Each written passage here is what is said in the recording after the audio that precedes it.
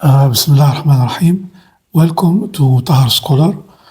We are الجمعة 12 أبريل 2024 or in English Friday the 12th April 2024.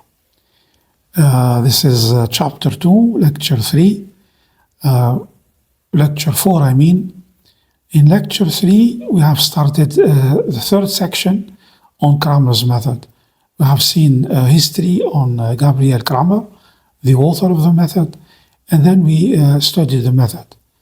Now we are in the second part of section 3. Namely, we have to study how to infer a formula for the inverse matrix and how to find the rank of a matrix when the matrix is singular. So, first of all, before to see the inverse of a matrix, we see what does it mean, the adjugate matrix. The adjugate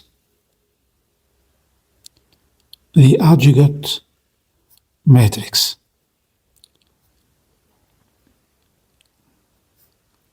So this is the first point. The adjugate matrix for any matrix, a square matrix in Rm. The adjugate matrix, let's note it or denote it Adj A. The adjugate matrix,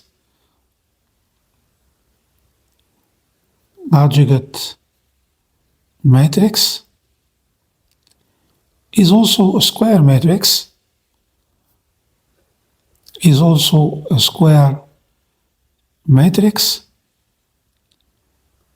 defined as follows.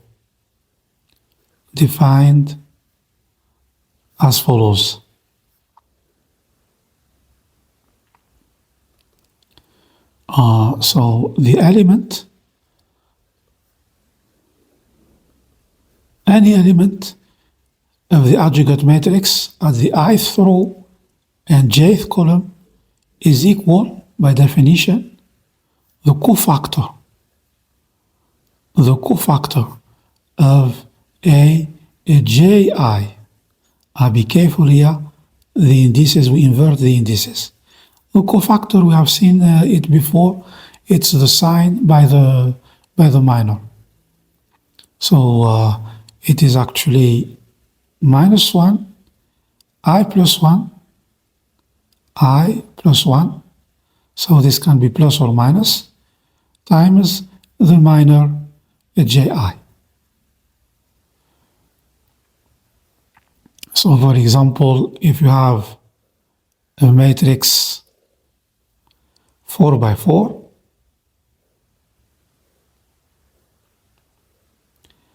and this is the matrix A, then its adjugate is also a 4 by 4,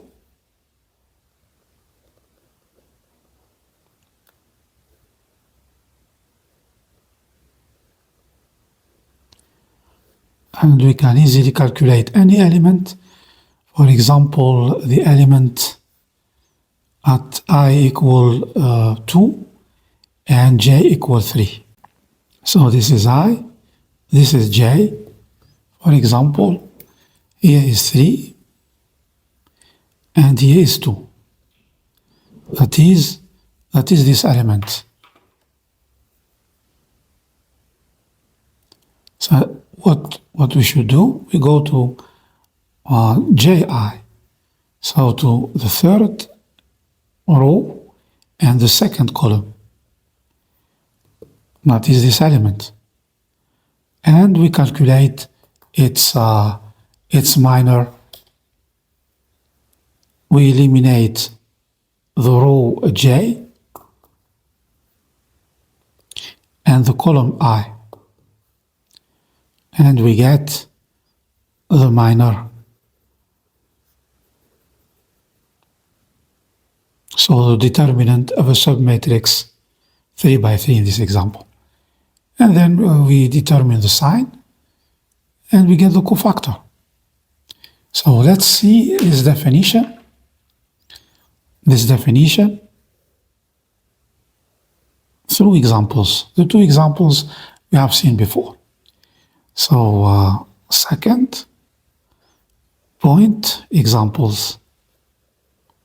So just definition, we just apply it, very simple. So the matrix of the first example is so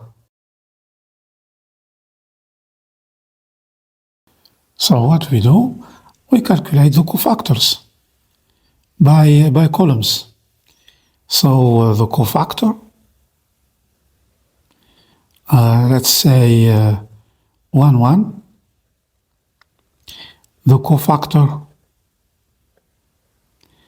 2, 1, first column,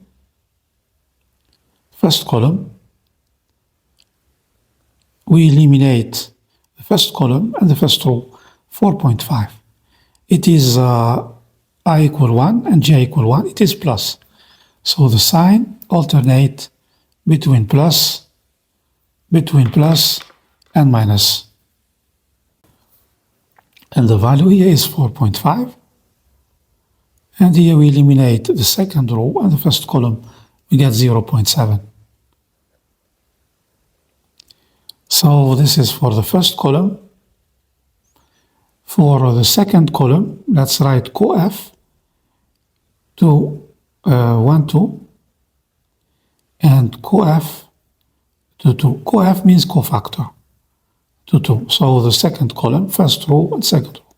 That is these two elements. These two elements.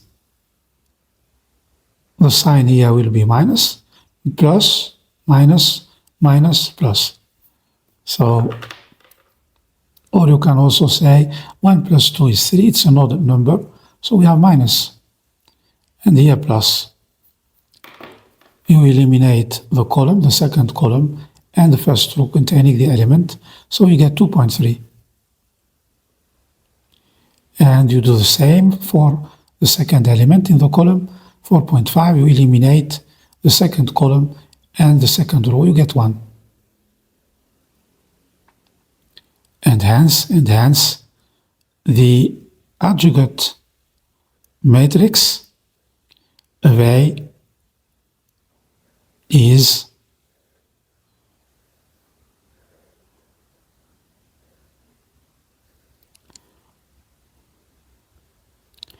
so the first column becomes the first row, because we have seen here we should invert or swap the indices. What was j here becomes here.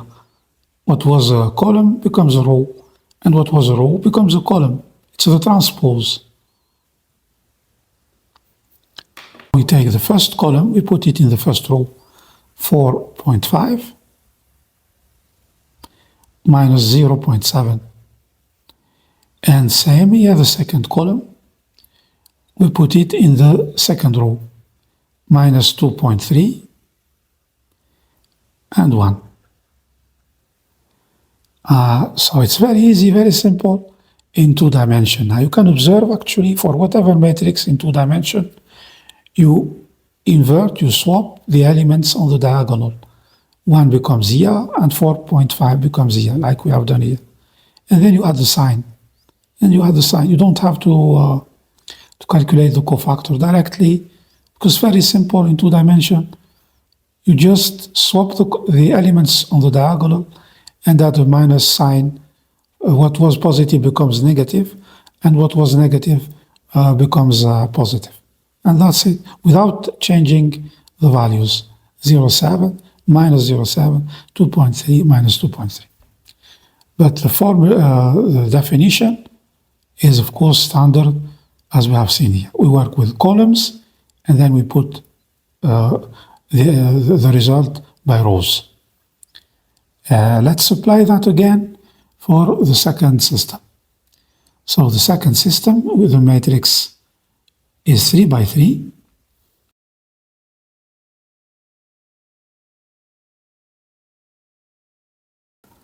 So here we have more work. For each element, we have to calculate its minor. so a determinant. So we have to calculate 3 by 3, 9 determinants, 9 minus.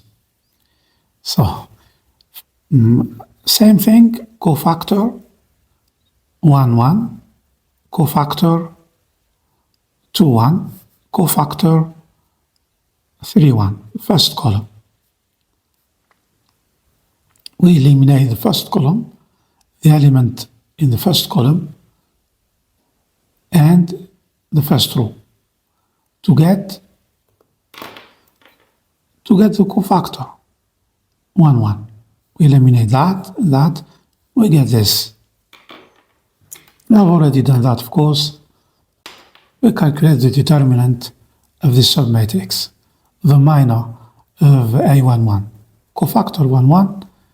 The first thing is the sign. So we are plus, because 1 plus 1 is 2, it's an even number, so the sign is plus, and here minus and plus, it alternates.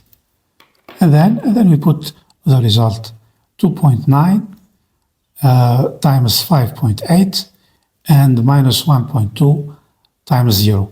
We get the result 1682. And we do the same for the second element in the column. We eliminate the second row and the first column, and we get the minor of the corresponding element. The result is 5.8. And we repeat, we are still in the same column. The third element in the first column, 3.7, we eliminate its row and the first column. We get the submatrix, calculate its determinant, and we put the result. So we find 4.1.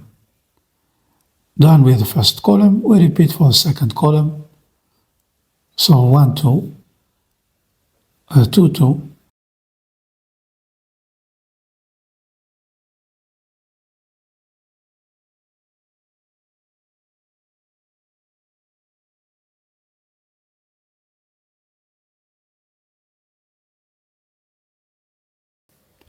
Then what we have found by column, we put them by row in the adjugate matrix array. In the adjugate array, we get, so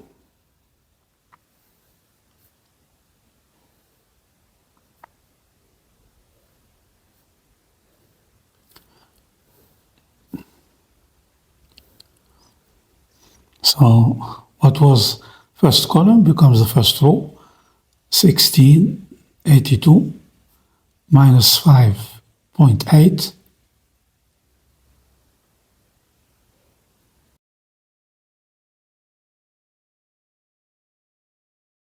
So that's it.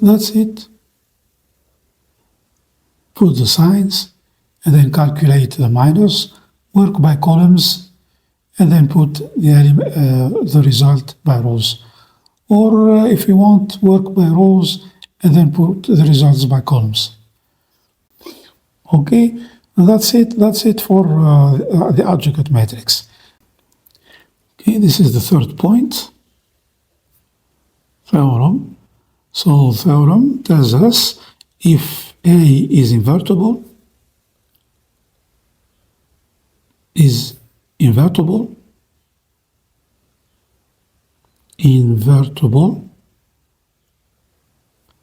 in RMM, then it has an inverse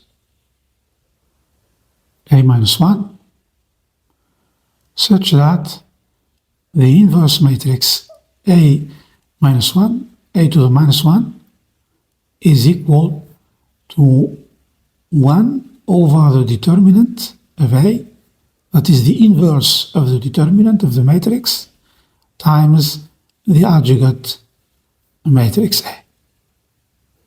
So the formula is very simple, very easy, but unfortunately, because you have to calculate the determinant, the minor, the determinant of a submatrix for each element of the matrix.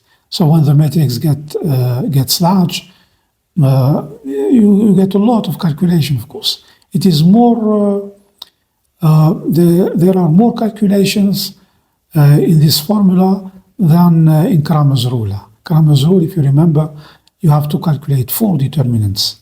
Here you have to calculate 9 determinants, albeit the determinants with subtle matrices, minus. To calculate 9 minus. And then you divide by the determinant. So let's see an example. 4 examples.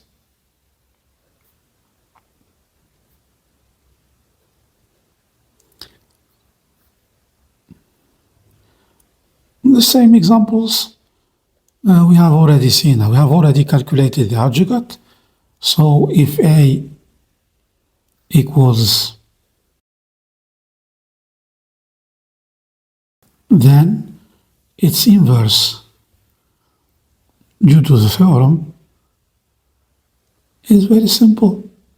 Is 1 over the determinant. We have already seen the determinant is 2.89. We have already calculated it. And we have also already calculated the adjoint matrix.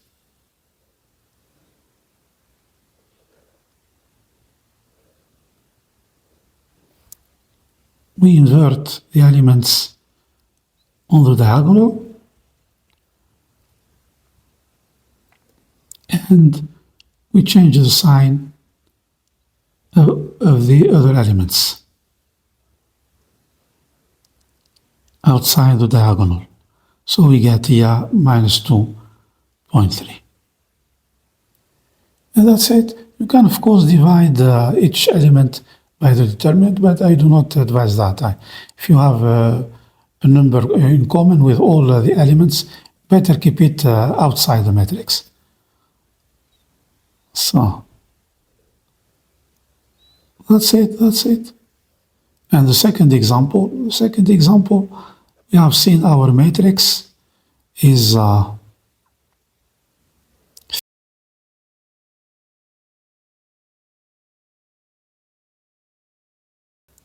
so this is our matrix with the second system of linear equations.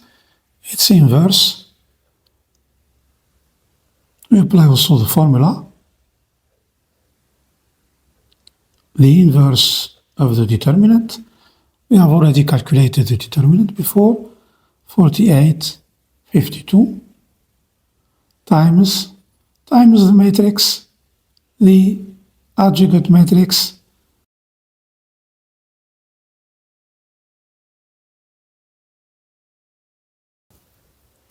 And that's it. Very simple, very easy. And now let's focus on how to prove this theorem.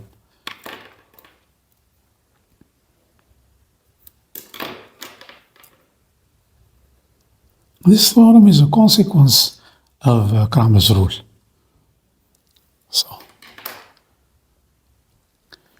So the fifth point is proof of the theorem.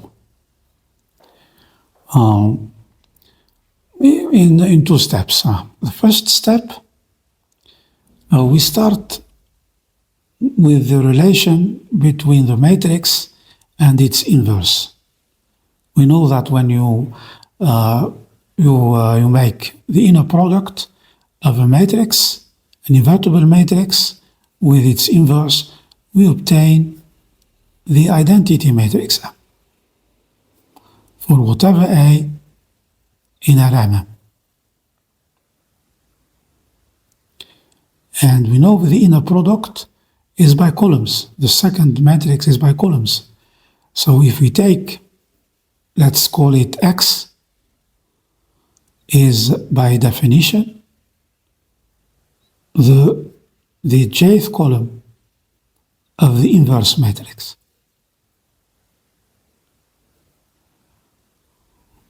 We have here the matrix A, and we pick only column by column. We pick only here the jth column. It can be the first, the second, whatever, for j from 1 till m, any column. when you dot the jth column with A, what you will obtain? You will obtain the jth column of IM. What is the jth column of IM? The identity matrix is the standard basis, the jth component of the standard basis, which is equal to 0, 0, until the jth component equal to 1, and then 0, 0. So from the standard basis,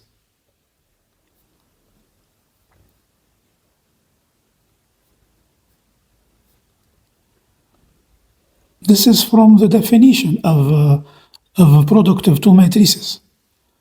When you multiply the second, any column of the second matrix with the first matrix, you get the corresponding column in the result, in the resulting matrix. So here it's from the standard basis, it is equivalent to the jth column of the identity matrix. And so we can write,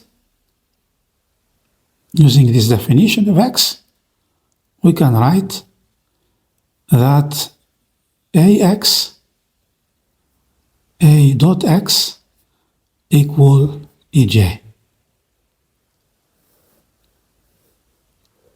So we have a system of linear equations to solve where X is the unknown. We know A, the matrix A, and we know the jth component of the standard matrix, which is all the elements whose elements are all equal to 0 except the jth component, which is equal to 1. So how to solve that? Here we use Cramer's method. So what Cramer's method does, so applying Cramer's rule, we have xi, any component of x, equals the determinant of the matrix A, all the matrix A except the ith column. Except the ith column. What do we do with the ith column? We replace it with the image vector. The image vector is not B, is EJ. So EJ over the determinant of A.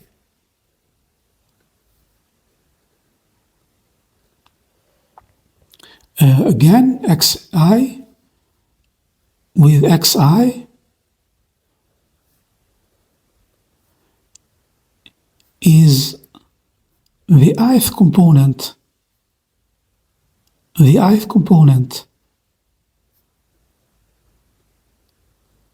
of x. But what is x? Is the jth column of A minus 1, the ith component of A minus 1, the inverse, the jth column.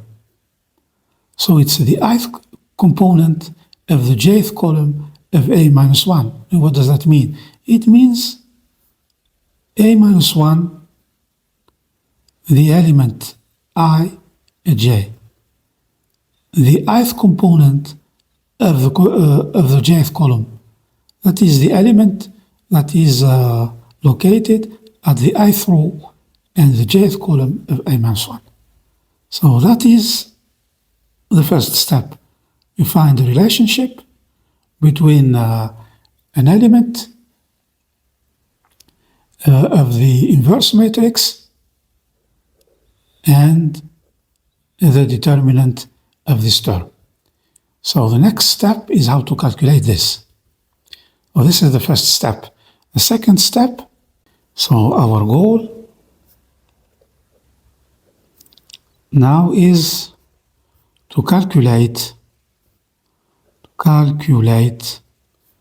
the determinant of A, the ith column is J.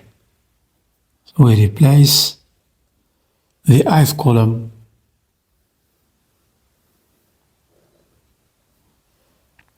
with EJ. This is abstract. Let's work with an example and then generalize. For example, so let us use a concrete example. So A in R5 by 5 rows, 5 columns, and let's say J, the jth element of the standard basis is 3, and the column is 2. Then what we have here, the matrix 3, we have say J is 3, and the column is 2. Is by definition, we take the matrix, so let's make it a little bit large.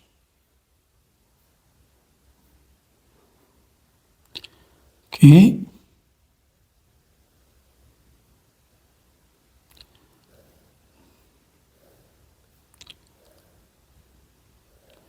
So the second column here, we should put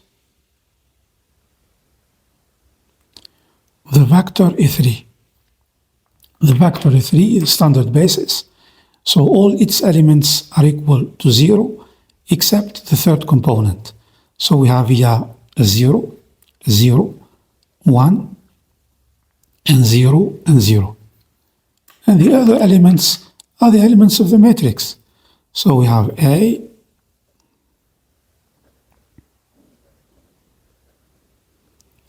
of the first column,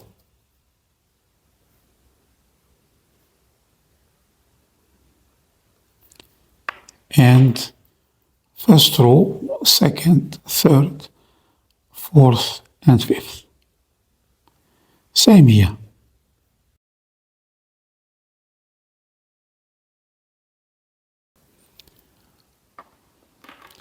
So the determinant, let's write here, E3 is at the second column. Okay. How to calculate the determinant of this? We said when you have a matrix, when you want to calculate the determinant of a matrix, look for the column or the row where there are the largest number of 0. This is the column. The easiest way to calculate the determinant is this through this column. All the elements are 0 except the third one, corresponding to J. J equal 3. So this will not contribute to the determinant. This one also, and the two others, only this one. We eliminate its row and its column, and we get the minor of these terms.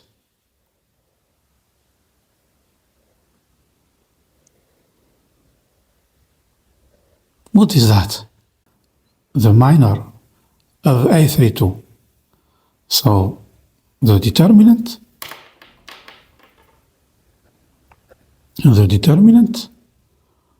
of AE32 is the same as the minor of the element at the third row and the second column.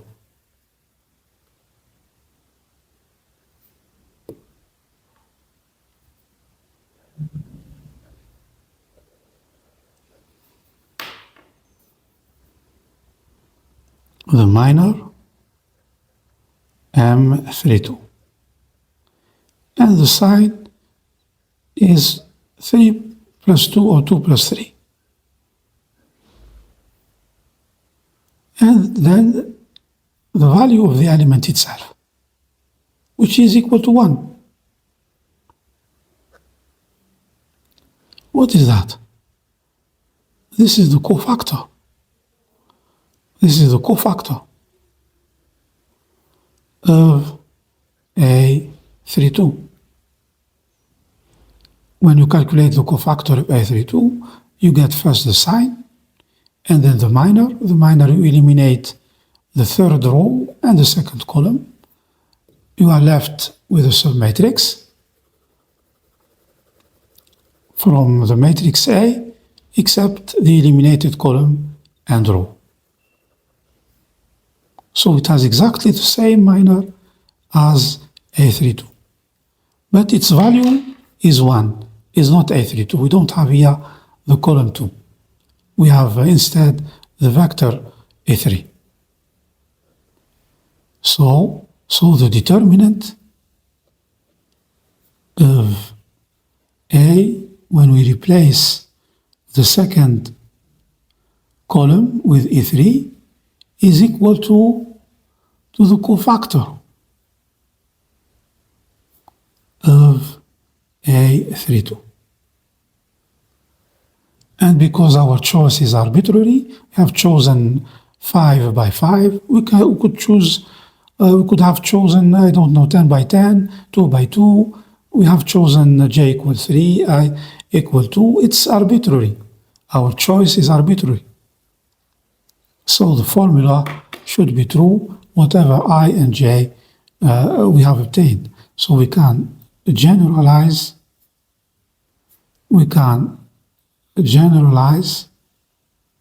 our result because our choice of M, I, and j is arbitrary.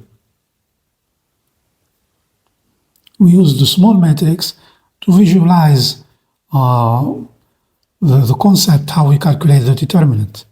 So we can write the determinant of A, E, j at the ith column is equal to the cofactor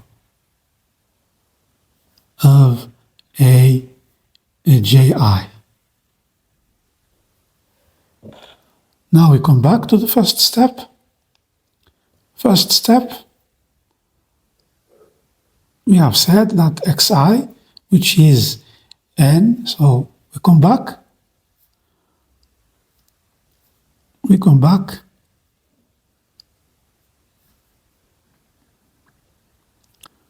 to the result of the first step and write xi, which is the element ij of the inverse matrix. So we have A minus 1 ij equal the determinant of Aj, which is the cofactor. The cofactor of Aj. Ij, invert the index, becomes Ji over the determinant of A. And this is true whatever I and j from 1 to m. If you have two matrices, A and B, that are equal for every element in I and j, you take two matrices, any I, any j, you find the elements are equal, then if the elements are equals, then the two matrices are equal because you take any element, whatever the element you want, they are always equal. So if the elements are equals for whatever I and j inside the matrix, then the whole matrices are equal. So you can apply this to the formula and write that the inverse of the matrix is equal to 1 over the determinant of A by definition of the adjugate matrix Ij. Is Ji the cofactor of Ji? So the adjugate matrix of A. You take the component Ij of the first matrix, you take the component of Ij of the second matrix, which is the cofactor of Aji, not Ij. So the two formula are equivalent. And this is the theorem. We have proved it. So let's write that here.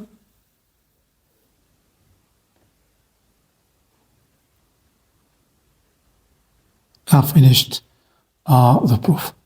Now let's move to the fourth point, how we can find the rank of a matrix. So the fourth point is the rank of a matrix.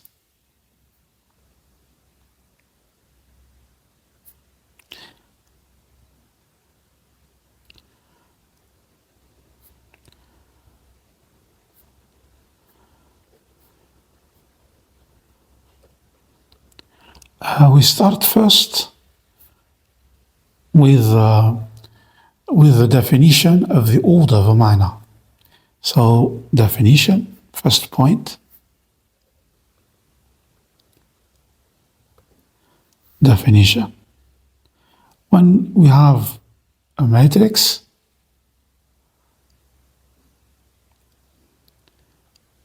of any size, for example m by m, and we want to calculate its determinant, we eliminate, we cross any row or any column. For example, we cross this row, and for each element of the row, we eliminate the row itself and the corresponding column. For example, for this element, we will eliminate the second column,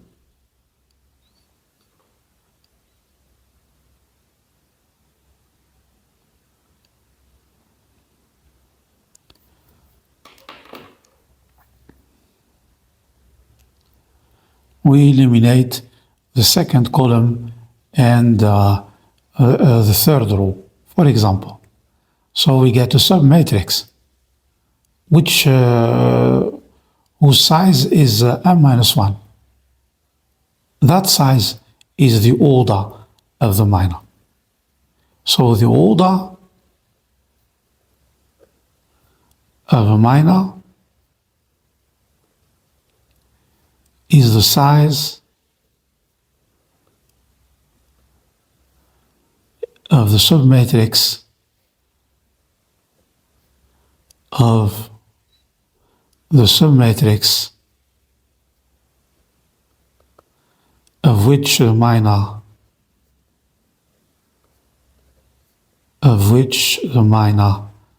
is the determinant. Of which the minor is the determinant.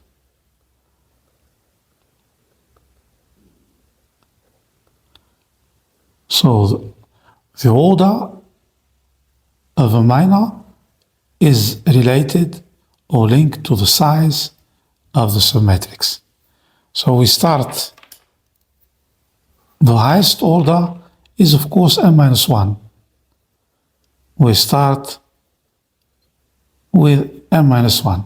All the elements on this row have a minor of order m minus 1. And then the minor itself is a determinant. So we will define another submatrix smaller. So the order of the other minors will be m minus 2, and so on. The order of the minor will decrease till there is only one element in the submatrix. So the order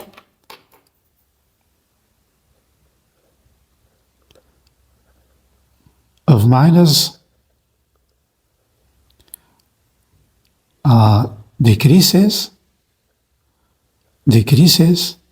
from m minus 1 to 1, the last possible minor in our matrix.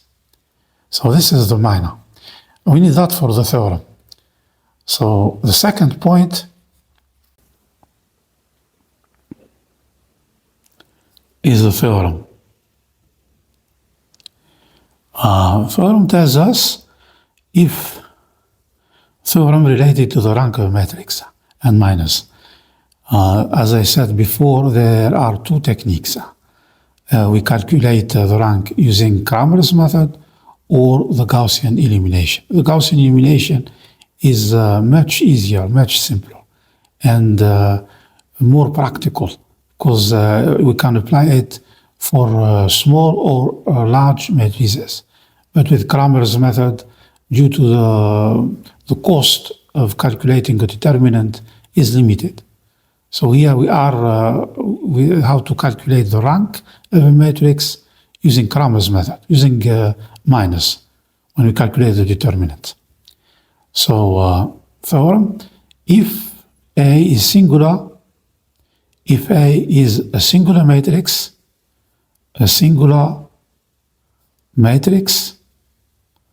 in RMM, M by M, then its rank is equal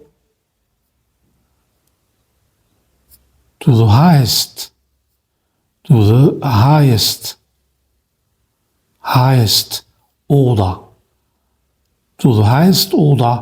of a non-zero minor,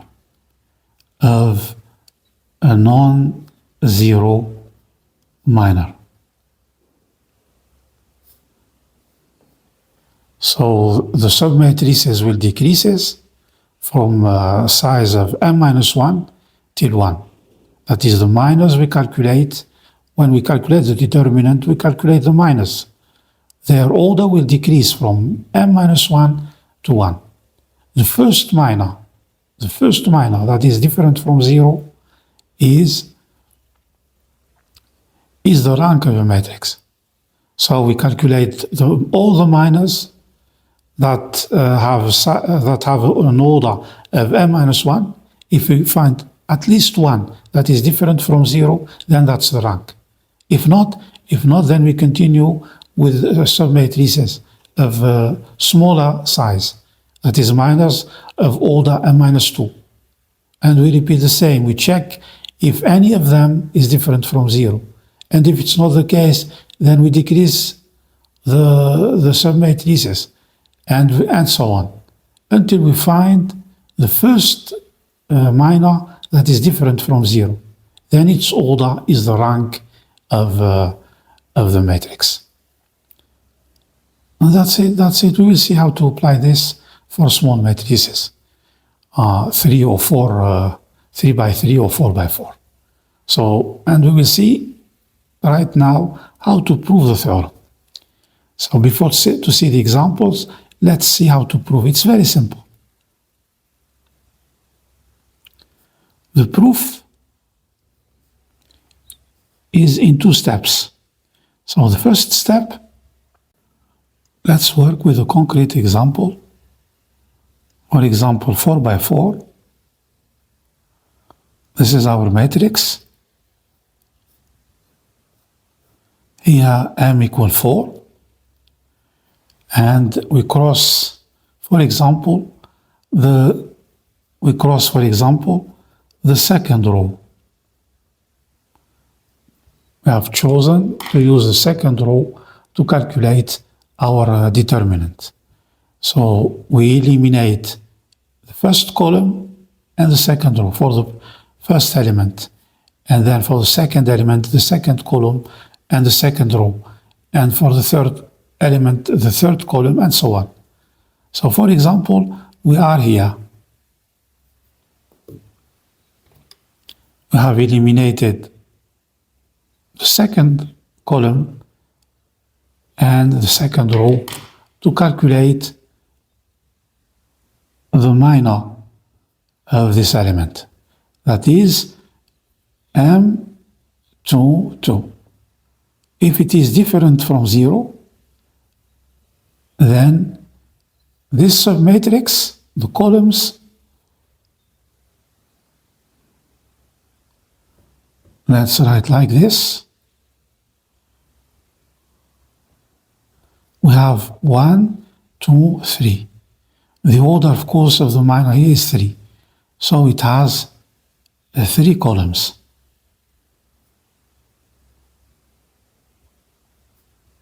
This is our submatrix. This is the first row, the third row, and the fourth row. First, third, and the fourth row. The second row, we have eliminated it.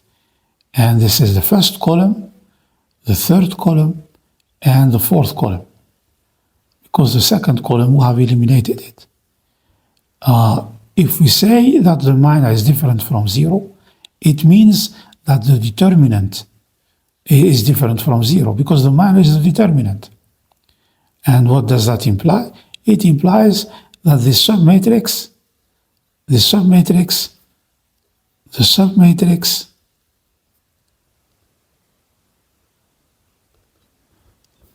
related to M22 is not singular, is invertible, because its determinant is different from 0.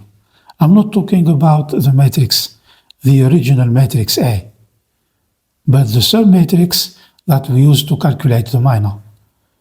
The submatrix related to M2 is invertible, because its determinant is different from 0, is invertible.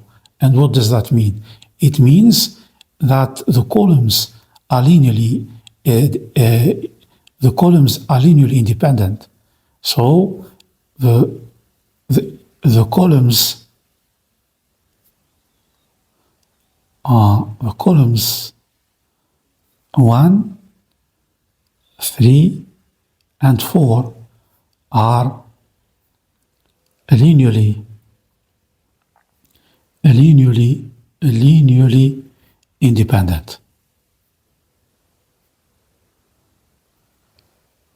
And we can generalize that by writing, let us suppose there is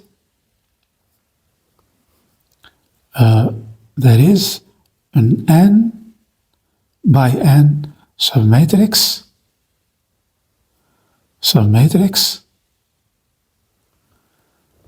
of A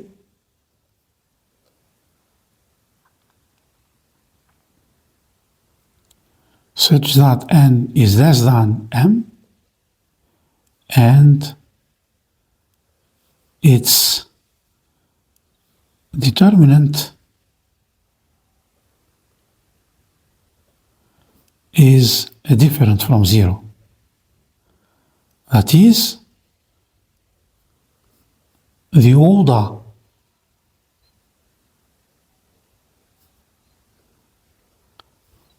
of our minor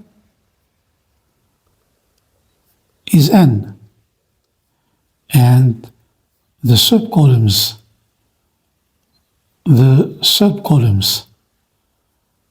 not the whole column, only the columns of the submatrix. So we can say the columns of the submatrix, all the subcolumns. The subcolumns are linearly independent. So this is the first fact. There is an n by n submatrix. I find a minor of order n that is different from 0. There is an n by n submatrix of A, n less than m, and its determinant is different from 0. That is, the order of our minor is n, not m, n. And the subcolumns are linearly independent. The second point is if a set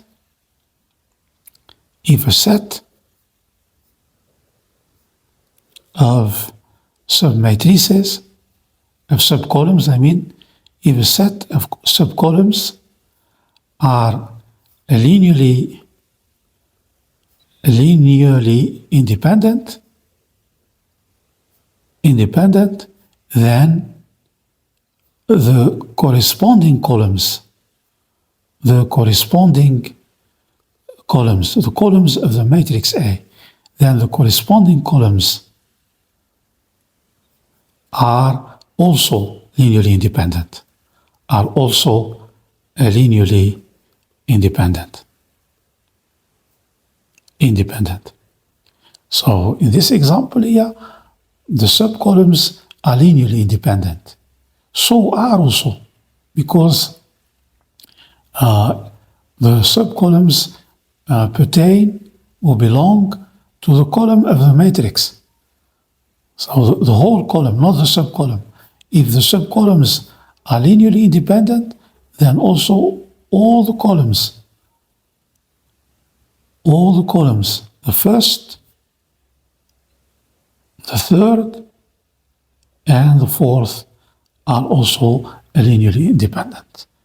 Why? Why? Because if these columns are or were linearly dependent, they depend on each other, there is a relation that links them together, then also the sub-columns will be also linearly dependent. So we invert the assertion and say it's equivalent to say subcolumns linearly independent implies the columns are linearly independent. It's equivalent to say that, let's write it here better, if the subcolumns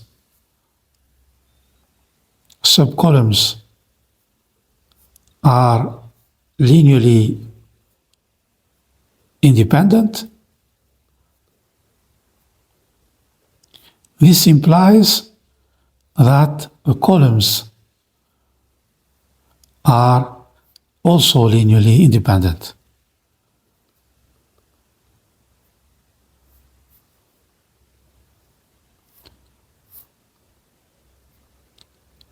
This is equivalent, this assertion is equivalent to say that if the columns are linearly,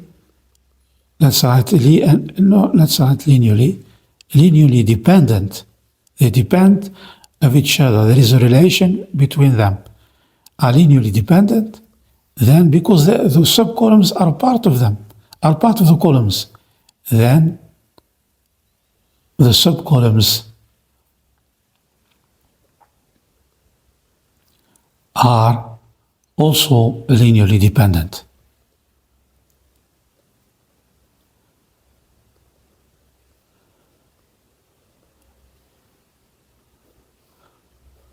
So we prove this by this assertion because they are equivalent. It's in logic. If you remember in logic, if P and Q are two assertions,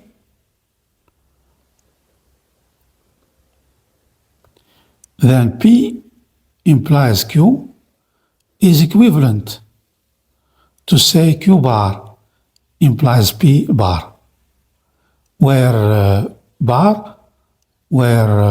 P bar is the negation of P. And same for Q bar. Q bar, the negation of Q. Bar means the negation of Q. That's what we have done here. This is P and this is Q. The negation of linearly independent is linearly dependent.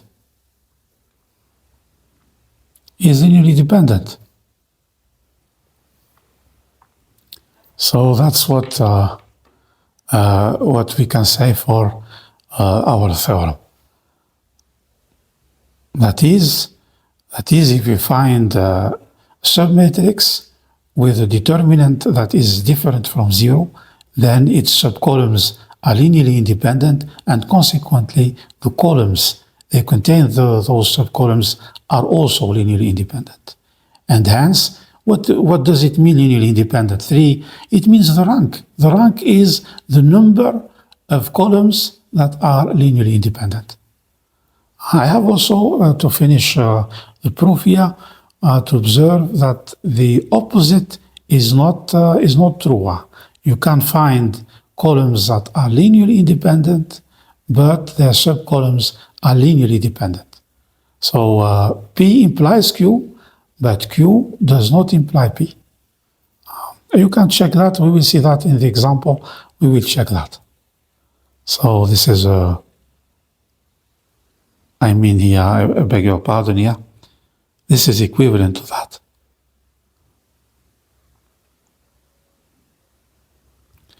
And this is a reminder of logic. So this is the proof for our theorem.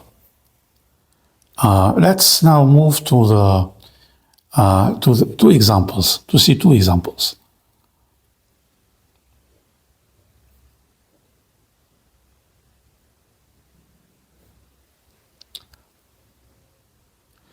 So the first example,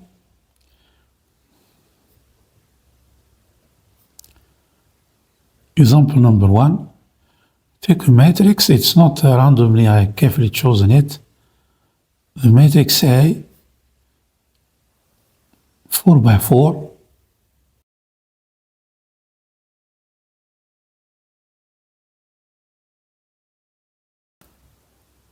So this is our matrix. On the first, the third, and the fourth columns are linearly independent. There is no combination we can find that relates these three columns are linearly independent. But the second column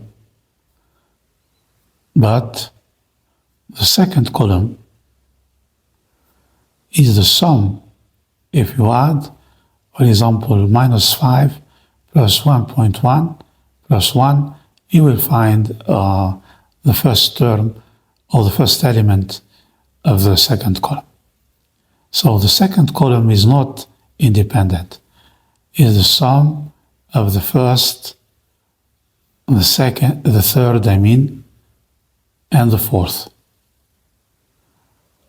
And hence the rank of the matrix. Remember, the rank is the number of linearly independent columns of the matrix, or the dimension of the image space. So the 4 columns of the matrix do not constitute a basis of the image space, because there is some relationship between them, that relationship. But the 3 other columns are linearly independent, so the rank is 3, or the dimension of the image space is 3. So we have already seen that in I think the second lecture of this chapter. So the rank of A is 3. Okay, how we can find that? Using the minus. Here, because I have designed that, I know it is linearly independent. But how we can do that? Using the theorem.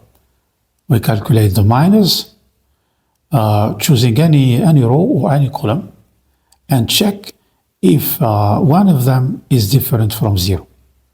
Then its order is the rank. So what we do, we choose the first row. Here there is no particular row or column to choose. All the elements are different from 0. So we can choose any row. We find the same result. We have seen already that the determinant does not depend on the choice of the row or the column. So we choose the first row. We calculate M11. We cross element by element. And for each element, we calculate the minor. So the first minor, we eliminate the first row and the first column to get the submatrix of 3 by 3. So the minors here are all of order 3, the size of their submatrices. So we have the first one is -1, 6,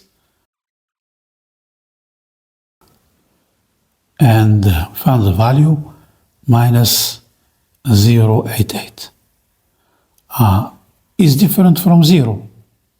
This is the highest order because the order starts from 3, then 2, then 1. This is the highest order. And the minor is different. The highest order of the non-zero, this is the theorem. That's what tells us the theorem. The highest order of a non-zero minor. The highest order is 3, so the rank is 3. We do not have to continue to calculate M12, M13. Oh, it's different from 0, then the rank, then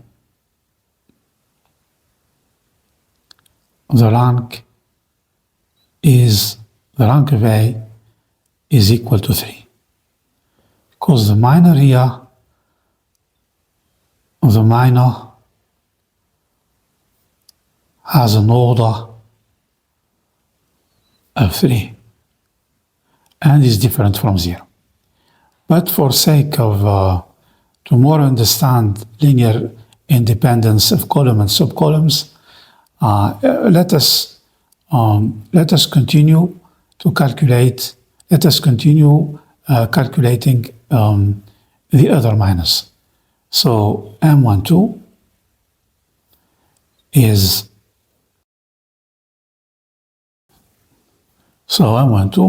we eliminate the second column and the first row, and we work with these subcolumns belonging to the first column, the third column, and the fourth column. And we find it equal to 0.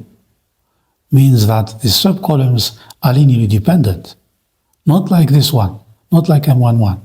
M11, the subcolumns, the second, the third, and the fourth are linearly independent. But here, equals 0 means that the subcolumns are linearly dependent. Let's continue with M13. M13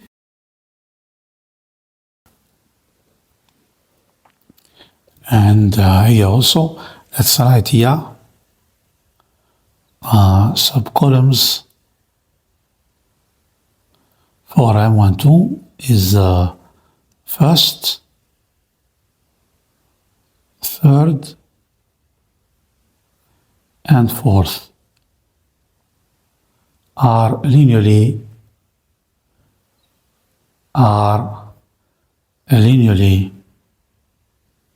dependent.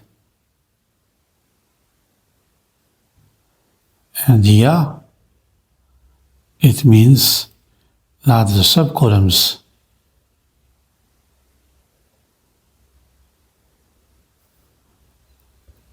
for the third, so the first and the second, because the third column we eliminated.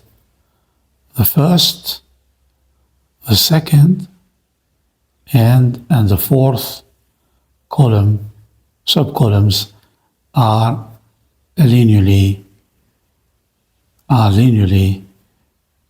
dependent. Linearly dependent.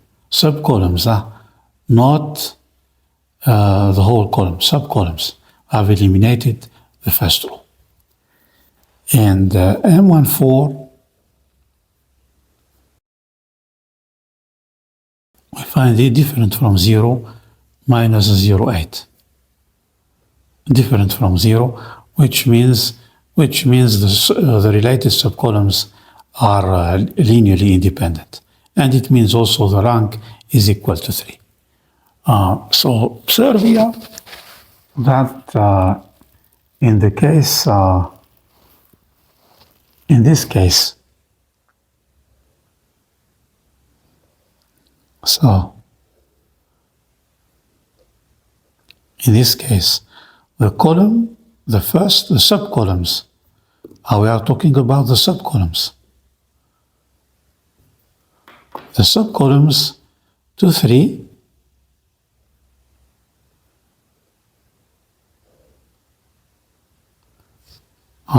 and the third, -6,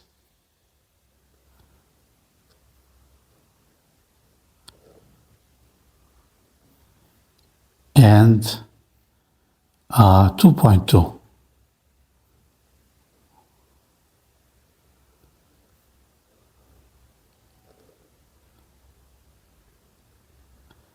That is the first, the third, and the fourth subcolumns.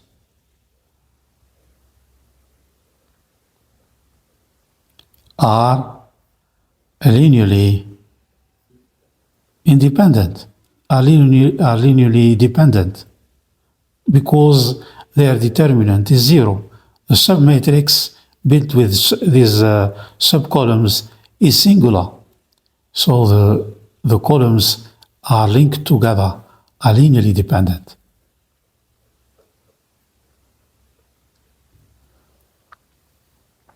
But the whole columns, the columns of the matrix are linearly dependent.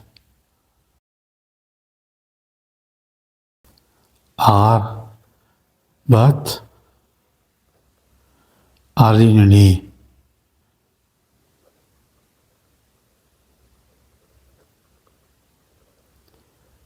independent. By construction, we have chosen them such that they are independent. The first, third, and fourth columns are linearly independent. So P implies Q, but not Q implies P. Subcolumns are linearly independent implies that the columns are also linearly independent, but the opposite is not true. So now let's see a second example. Example number 2.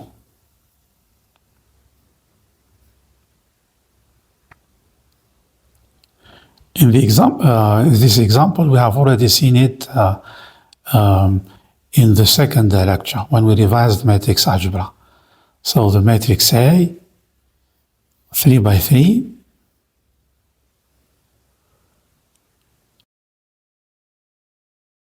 and we have seen there that the first and the third column are linearly independent.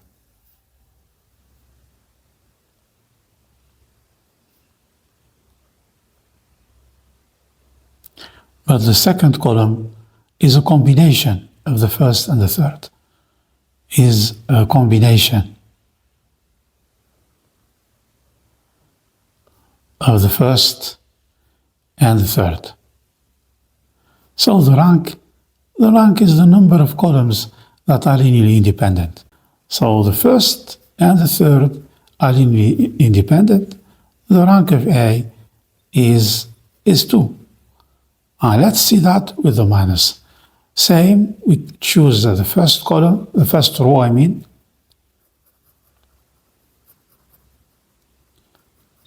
we calculate the 3 minus M11.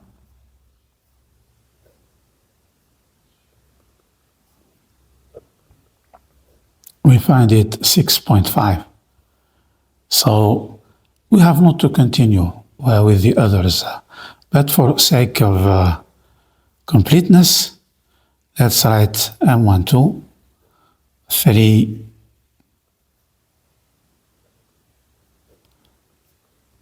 and M13,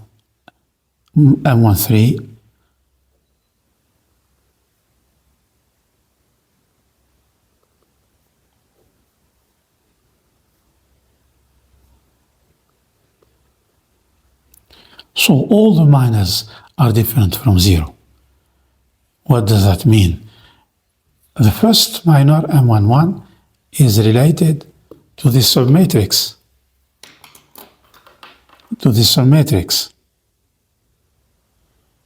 We eliminate the first column and we eliminate the first row. The order of the minor is 2. M minus 1 is 2. And the two subcolumns are linearly independent because the determinant is different from 0. So we can say here that the column 2, 3, the second, and the column 2, 3, 2, second row, third row, and the third column, these two columns are linearly, subcolumns are linearly independent.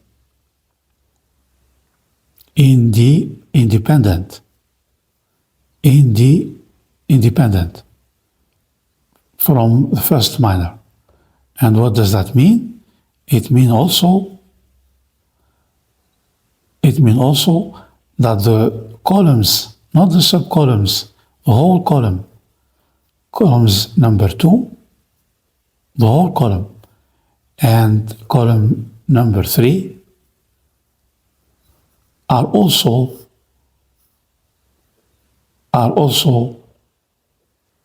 linearly independent, and hence independent are also linearly independent, and hence the rank, because the rank is the number of columns, whole columns of the matrix that are linearly independent. So we have here 2, so the rank is 2. The rank is 2.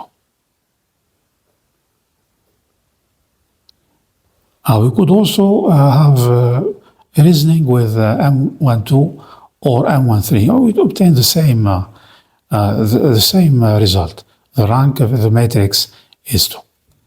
So to conclude, to calculate the rank of a matrix that is singular, we start with calculating its minors. And the size of, or the order of the minor, the size of the related submatrices will decrease from m-1 till 1. The first minor that is different from 0 tells us that the rank of the matrix is equal to the order of that minor. And here, for example, all the minors here are different from 0. And they are all of order 2, so the rank is 2.